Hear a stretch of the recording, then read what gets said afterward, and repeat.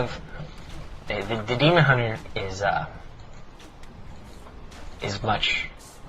usually going to be stacked heavier on items, I should say.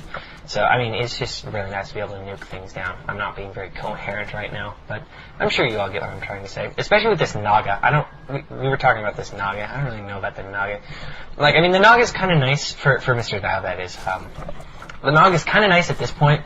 It sort of counters Ice's Naga and makes it harder to push at this point in the game for Ice's, but the longer the game goes, that Naga, as opposed to, say, the Panda, who at least is a strength hero, you know, and is going to be doing... I mean, Breath of Fire is not nearly as good against Fiends as it is, say, against the Gargs and the Ghouls, but I mean, at least he's going to stay alive for 10 seconds. I mean, you want to comment on that one? Yeah, I'm pretty sure... the Naga is good if he's going to pick off some units whenever he first gets it, but all in all, Panda is always harder to play versus, and is always a better hero late game. And Naga gets nuked later. She pretty much just takes it up the butt after the first 30 seconds she's out. And notice that I just got that Blue Ogre Magi, which is pretty lucky.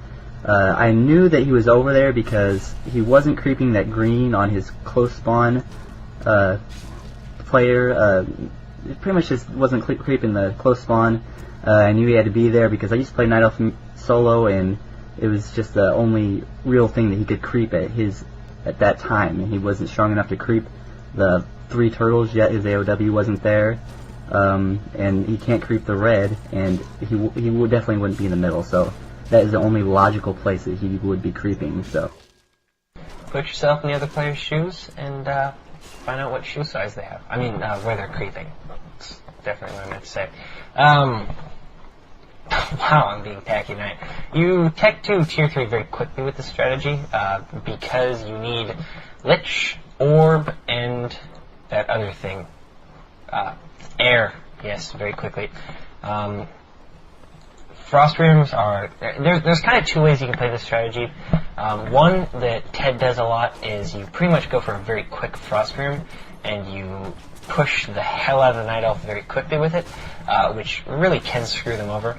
The other is more about the heroes. You spend more time at this point creeping up to 3-3-3, hopefully, which appears to be what Ice is. Statues are very important, but once he has 2, he's going to get the Destroyer upgrade, which is always very nice against the Beastmaster to be able to D-click and do like 6 billion damage. Yeah. And a pointer here is never fight him until you have the Lich with the Orb. The Lich with the Orb makes a complete difference. It's a complete turnaround. If you were to fight him before you got that, you would lose at least half your army. You might lose the Naga. You should never lose your DK no matter what happens. Never lose your DK. But never fight until you have an Orb whenever you're going Fiends. And another thing, this strategy is really not possible without statues. The thing is, since you don't really have anything to tank, to tank with, but you know, the Fiends do fine. But the constant health healing just is really nice. It allows you to kind of deal with the just stay in the fight longer, obviously. But if you look, the Naga's going to be using cold arrows constantly. The Death Knight needs to be coiling the Fiends the whole time, and the Lich is going to be popping Novas. I mean, you're just throwing out a ton of mana in this fight, and that's where almost like a vast amount of your damage output is coming, is from the focus of the cold arrows, especially from the Naga, make it hard for things to run away, and the extra Nova and Nuke of the Coil. So when you start to run out of mana is kind of when you want to start backing out of these fights, because you're not going to be able to really screw his heroes anymore and pick those off, which is normally very easy to do with this strategy as compared to a lot of others.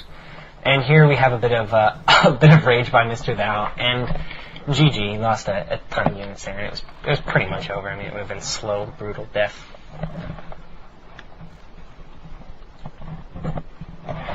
Oh, my march is on. I try to mute before I eat things, but I guess I failed. So yeah, another thing that we didn't state that never go over 50 food unless he has an expo. You need to push it. Pretty much, just that's the general rule. Never go over 50 food until you know you can take him with an 80 food army. You want to save up as much gold as you can because you can't really expo versus elf. Can't really expo versus anything really. But yeah, just save up and then build your Imba army at the end. Wait, Ices, why did you say that? Oh, that's right. Didn't you used to play Night Elf when you were a 2s player? I play every race as 2s, but I used to play Night Elf the most, yeah. That's why. You see, you don't really know this since you used to play Night Elf as your main, but all Undead players are born with a gene that instinctively makes them not go over 50 food unless they feel extremely threatened. So, you know, I don't know, I just don't really need to say it. Oh, okay. Yeah, I'll take that into consideration next time. You're an adopted Undead player. We adopted you. Yeah, I'm too used to mass hunts and 2s. There we go. So it was a good pickup for Undead. Which surprisingly you have to stay at 50 food. That's true, isn't it? That's probably why you were so good at Undead after your 2s training, was you just were used to staying under 50 food. Yeah. Used to feeding people. I'm gonna give a let's see. I think I do have a few shout outs. Pretty much the end of the commentary, only the 2 replays. But I'm gonna give out a shout out to the Watchmen. I've been reading the comic book, DC Comics, The Watchmen. The movie that's coming out for it looks freaking badass, dude. I'm gonna camp out in midnight and see that. It'd be awesome. But the comic is freaking amazing. Okay, I do have a couple shoutouts. One for AK for Schick. I don't know if any of you guys on East used to remember him, but he's like the epic cocky night elf guy, and he's like Colombian or something, and he goes to Canada, or he goes to college in Canada, like some Asian school or something. But the guy bought like a $170 ping pong paddle so that he could play with the Asians. I always thought that was entertaining. And but seriously, regardless, I mean, you cannot deny that he had the best host ever. I swear to God, you could be playing in like Korea on his host, you will have 0 ping. It was amazing. Like, it was beyond. It was better than LAN. I swear, it was better than LAN. I'm gonna put that out there. Shout out to Mortar Team. He's unbelievably sexually attractive, and pretty much it just gets my rocks off. And also a shout out to Elite Stealth on the forums. Pretty damn cool guy.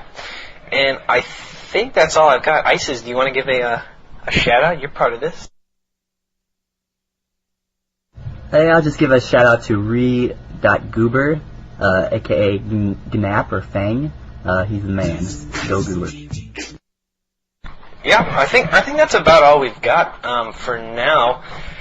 Don't really have too much else to say. I mean, I had a lot of fun doing a epic commentary with Ices, the Gosu. I just want to say to all you flamers also that I'm only good versus Undead versus Elf, and I don't claim to be good versus any other races, so you can rate me sometimes, who cares. And, okay, I guess that's as good a note as any to leave this one out on. So, now begins the 7.5 hour post-production on the audio commentary, and hopefully this one will get posted before I get bit by the shark for being so damn late on this commentary. So, anyway, have fun guys, see you later.